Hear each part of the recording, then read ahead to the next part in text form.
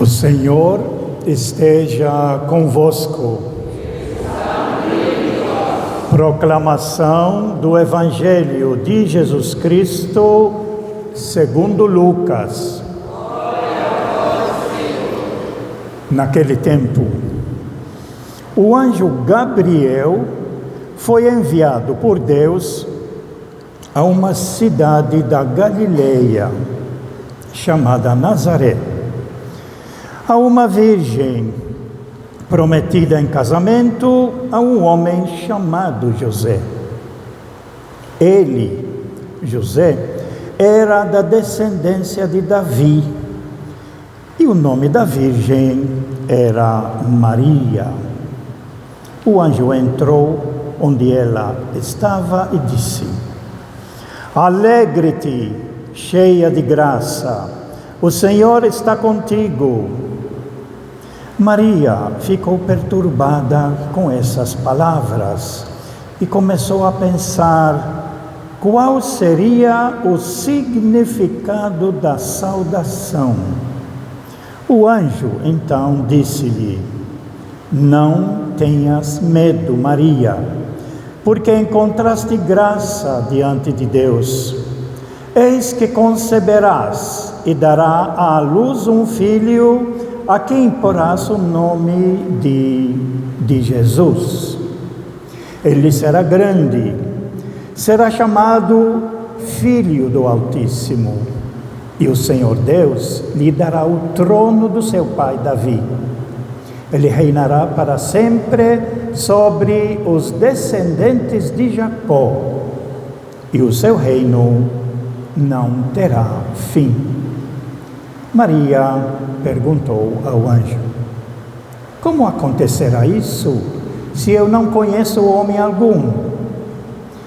O anjo respondeu: "O Espírito virá sobre ti, e o poder do Altíssimo te cobrirá com sua sombra. Por isso, o menino que vai nascer será chamado Santo, Filho de Deus. Também Isabel, tua parenta, concebeu um filho na velhice.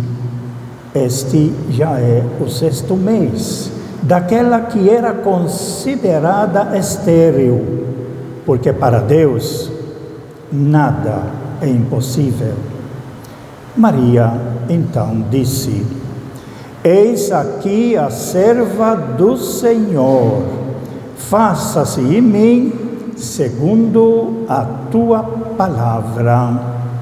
E o anjo retirou-se. Palavra da salvação. Glória a vós, Senhor. Aleluia, aleluia, aleluia, aleluia. Que estas palavras sirvam para o perdão de todos os nossos pecados. Amém. Podemos ficar sentados. Nós estamos bem perto. É hoje mesmo à noite que nós vamos celebrar a realização desse anúncio que o anjo Gabriel está fazendo para Maria. Lembrando um pouquinho o trajeto que nós já fizemos, iniciando o nosso calendário litúrgico. O nosso calendário litúrgico começa com uma pessoa fundamental, que vamos celebrar hoje à noite, que é Jesus. Mas começa com uma preparação, que nós chamamos o Advento, 4 domingos, hoje é o 4, de acordo com as 4 velas que aparecem no outro lado, lembrando um pouco essa trajetória. O primeiro domingo do Advento foi uma leitura tirada de Marcos lá no final, dando um aviso: prestem atenção, vigiem.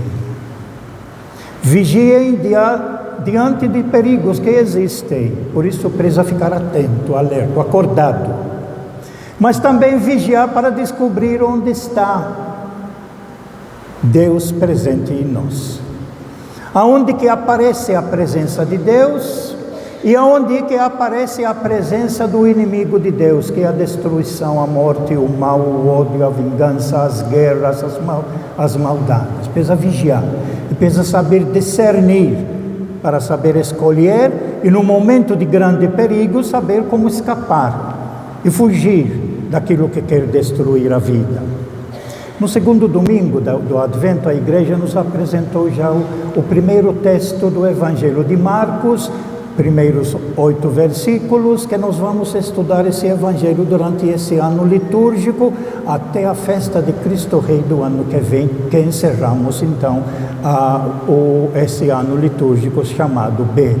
E nos apresentou o Evangelho. Marcos, ele nos apresenta o Evangelho de quem? A boa nova de quem? Não do Antigo Testamento. Isso é muito importante a gente perceber. Está havendo uma mudança grande entre o Antigo e o Novo. E Marcos nos apresenta a boa nova agora, não é daquele rei lá que quer a paz, porém na submissão, na exploração. Você fica quieto, eu exploro você, piso em você, mas fica quieto, aí nós vivemos em paz. Se você ficar quieto, se não ficar quieto, é perseguição, é morte. O Evangelho de Jesus, no segundo domingo, vai apresentar, ele traz uma novidade. E a novidade vai ser esse Jesus, que hoje Maria recebeu o seu anúncio do anjo Gabriel. No terceiro domingo, aliás, no segundo domingo ainda, João Batista, portanto, que veio para preparar o caminho do Senhor, e no terceiro domingo, domingo passado, nos apresentou João Batista, que saiu lá da capital, onde tinha o templo, o poder, a dominação, o engano, a religião enganadora, saiu de lá porque ele não aguentou e foi caminhando uns 30 quilômetros até encontrar o Rio Jordão, atravessar o Rio Jordão, ir no outro lado do Rio Jordão e aí batizava, pedindo conversão dos pecados, batismo de conversão. Arrependam-se dos seus pecados, porque ele está chegando. E se quem quer acompanhar o prometido, vocês notem bem que em todos esses dias, desde o início do Advento até hoje, nas primeiras leituras lidas, tanto no domingo quanto durante a semana, sempre aparece uma leitura onde vai dizer: um dia Deus vai mandar para nós um Salvador, um Redentor. O povo pensava que ia ser o próximo rei, mas o próximo rei foi igual ao anterior, que esmagava o povo, explorava o povo, até chegar ao nosso tempo agora que estamos celebrando. Esse vai ser o verdadeiro prometido por Deus, que vai nascer da Virgem Maria. Esse é o terceiro domingo, portanto, do Advento, onde João Batista, no Rio Jordão, ele batiza as pessoas, pede a conversão, mas aí teve uma coisa muito interessante, que os sacerdotes de lá, de Jerusalém, vieram ver esse movimento novo que João Batista está criando no Rio Jordão, não mais no templo não.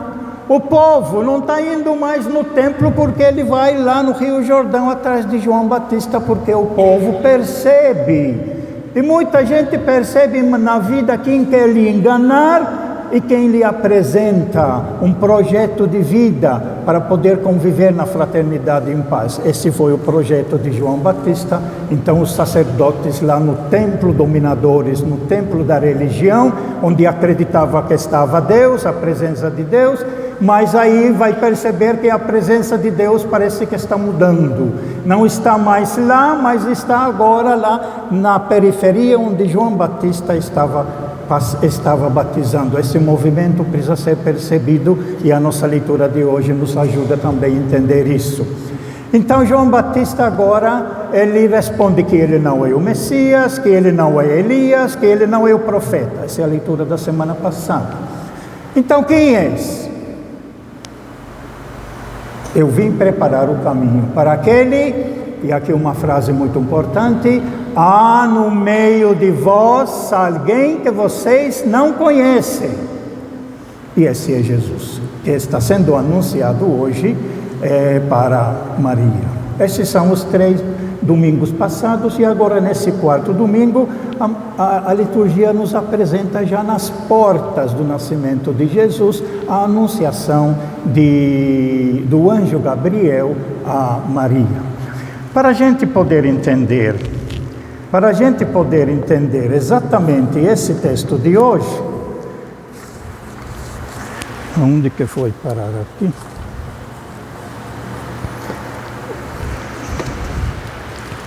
Onde que foi o livrinho? O livrinho foi onde?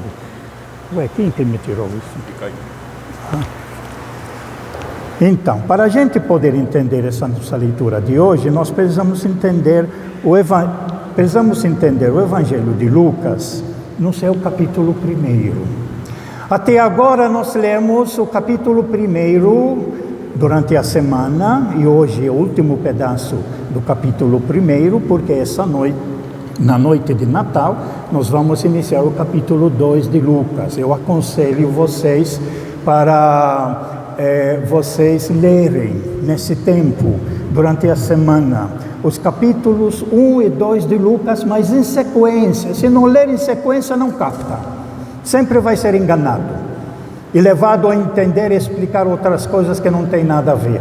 Tem que ler em sequência. Capítulo 1, que nós lemos durante essa semana toda, do Evangelho de Lucas, até o final, a anunciação do anjo Gabriel a Maria, que é a leitura nossa hoje, porque à noite vai o capítulo 2, onde começa o nascimento de Jesus. Então, veja bem, para vocês terem uma ideia, que é importante vocês entenderem isso. O capítulo 1 de Lucas, ele começa assim. Primeiro, anúncio do nascimento de João Batista. Anúncio do nascimento de João Batista, que acontece lá no templo. E hoje o anúncio de Jesus a Maria. E aqui é muito importante, eu vou fazer algumas comparações, porque é importante a gente comparar. E a liturgia de Lucas nos faz assim para a gente poder comparar entre um e o outro, entre o antigo e entre o novo. Entre o antigo e entre o novo. Nós estamos ainda no Antigo Testamento. Jesus ainda não nasceu. O novo vai acontecer com o nascimento de Jesus, mas até agora ainda estamos no Antigo Testamento. Então, comparando a leitura de Zacarias e a leitura nossa hoje, os dois anúncios. Veja bem, anúncio pelo anjo Gabriel. O anjo é o mesmo. A palavra Gabriel significa Deus forte. É a potência de Deus que está trazendo para nós. Anunciando o anjo a Zacarias, anunciando a Maria na leitura de hoje. Zacarias é um senhor velho. A esposa dele também é velha e ainda mais estéril. Essa ideia de estéril também tem um significado, quer dizer, o que o Antigo Testamento tem produzido, na realidade, foi estéril. Ele não produziu a paz verdadeira, ele não produziu o desejo grande de Jesus, de Deus, que Jesus agora vai nos dar e mostrar, que é vivermos todos como filhos em paz uns com os outros. O Antigo Testamento não conseguiu mostrar isso. Então, Lucas está fazendo. O anjo aparece a Zacarias, velho. O anjo aparece a Maria, leitura nossa hoje, jovem e virgem. O anúncio para Zacarias é feito ao homem, que é a característica do Antigo Testamento.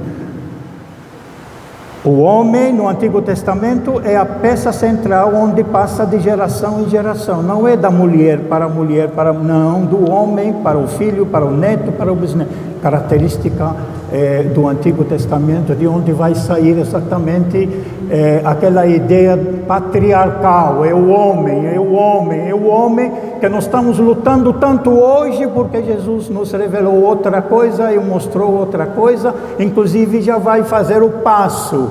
Enquanto no Antigo Testamento aparece o homem velho, mulher estéril e o homem, agora o anjo aparece uma virgem, uma menina, uma mulher. Onde se viu no Antigo Testamento isso? Agora vai acontecer. Depois nós temos o local, aonde é que o anjo Gabriel apareceu a Zacarias? No templo, na parte mais sagrada, no Santo dos Santos, sozinho. Mas esse mesmo anjo depois vai aparecer aonde? Numa casa simples, num bairro longe do centro, bem na periferia, numa cidadezinha pequena, de umas 200, 300 famílias, simples. É lá que o mesmo anjo, Deus forte, vai aparecer para Maria, numa cidade de Nazaré. Depois o anjo fala a mesma coisa para Zacarias: não tenha medo. O que vem de Deus não gera medo. Quando alguma coisa gera medo, não é de Deus. Quando alguém ameaça onde tem medo, já sabe, não é de Deus verdadeiro. Para Maria também o anjo fala: não tenha medo. Depois nós temos a reação. Zacarias duvidou do que o anjo prometeu, que a mulher dele ia dar-lhe um filho, e ele ia ficar muito alegre. Ele queria provas, por isso que ficou mudo. Agora, para Maria, o anjo disse, até que ela sabe, mas eu não tenho ainda relação com nenhum homem, não moro com nenhum homem, como que vou me engravidar? Ela não entendeu, mas ela acreditou. Ela não entende, mas aceita. Depois de Isabel, diz no texto: deu à luz um menino. Isabel deu à luz um menino. E de Maria está escrito: deu à luz o seu filho. Isso para mostrar exatamente que Jesus é humano, porque ele é o filho desta mulher. É gente como a gente. E aí, o último caso aqui, um filho dado na esterilidade, na velhice. Quem vai ser? Isso é muito importante. No Antigo Testamento nós temos o caso de Abraão e Sara, velha, estéril, e Deus prometeu que ia ter um filho, Isaac. Depois nós temos o outro caso, os pais de Sansão, a mulher velha e estéril, e o anjo falou que ia ter um filho, e teve o filho Sansão, que libertou o povo dele naquele tempo. Depois nós temos a mãe e o pai de Samuel, o profeta Samuel, aonde a mãe não podia ter filho, ela foi várias vezes no templo de Jerusalém, pediu a Deus tudo, e teve filho. Grande profeta, Samuel. Depois nós temos essa Isabel. Portanto, 4. Velhas e estéreis. E as 4 tiveram filhos. Na velhice, quem vai ser o filho dessa mulher velha, idosa, estéril? Vai ser grande. Grande. Agora, qual é a comparação que Lucas está fazendo? Ele está dizendo: um filho dado na virgindade, quem vai ser? Se nascendo da esterilidade, vai ser grande. Quem nasce da virgindade só pode ser o Filho de Deus. Essa comparação que Lucas está fazendo no seu primeiro capítulo, por isso é importante nós lermos. O que fazemos na missa não é suficiente para entender o Evangelho. Nós precisamos estudar, e você tem Bíblia em casa para estudar. Leia o capítulo 1, que trata até o anúncio do anjo Gabriel a Maria. Algumas coisas importantes aqui que ele coloca na nossa leitura, muito importante para a gente perceber quem é que vai ser esse menino. Que ele vai dizer então sobre Jesus. ele, Jesus, será grande, será chamado Filho do Altíssimo, e o Senhor Deus lhe dará o trono do seu pai Davi. Ele reinará para sempre sobre os descendentes de Jacó, e o teu reino não terá fim. Na realidade, a mentalidade ainda do Antigo Testamento, porque vai ser o filho de Davi. Davi foi um grande rei, que, como disse na nossa primeira leitura, queria construir um templo para o Senhor, construir um templo para o Senhor. Mas Deus vai mandar, através do profeta, dizer: você constrói um templo para mim? Eu que quero construir uma casa. E aí o anjo que aparece a Maria na casa e não no templo. Eu que vou construir essa casa. A casa, é muito importante perceber no Evangelho de Marcos, que vamos estudar, ela tem uma característica importante, porque a casa é acessível ao povo. A casa é onde o povo mora. A casa onde o povo aonde o povo se reúne. A casa é onde vocês fizeram a novena de Natal, reuniram-se como família, conhecendo os vizinhos, rezando juntos, conhecendo-se cada vez mais. Essa é a casa. O reino de Deus é construído na casa e não lá no templo, aonde só tem acesso, e quem manda no templo são os sacerdotes e os grandes sacerdotes, e você vai lá só para oferecer uma coisa e voltar e pedir alguma coisa a Deus. A casa, o reino de Jesus, desse novo, vai ser construído numa casa. Essa é a profecia que aparece na nossa primeira leitura. E quem vai construir essa casa, quem vai construir esse novo povo de Deus, que hoje nós chamamos a igreja, mas não só a igreja oficial, mas todas as pessoas de boa vontade, que nesse momento, no mundo todo espalhado, estão se preparando para se reunir ao almoço, ou então à noite, celebrar juntos a grande fraternidade. Esse é o grande sinal muito importante que nós vamos celebrar nesse Natal. É a confraternização, que inclui dentro dela, principalmente para as pessoas que não podem sair de casa, que são enfermos, a visita. Quando a gente visita, a gente traz grande alegria para a família. Muito importante esse gesto da casa, a vida é na casa, a vida é na família, a vida é entre os vizinhos, a vida é entre as pessoas que se reúnem, não num ritual. O ritual a gente vai, como aqui agora, para a gente se fortalecer, conhecer, aprender da própria palavra, se fortalecer pela Eucaristia, mas a importância é como nós vivemos a nossa vida no dia a dia, com os nossos amigos, porque é em casa e ao redor da casa, com os amigos e os outros, que nós vivemos e construímos o reino de Deus.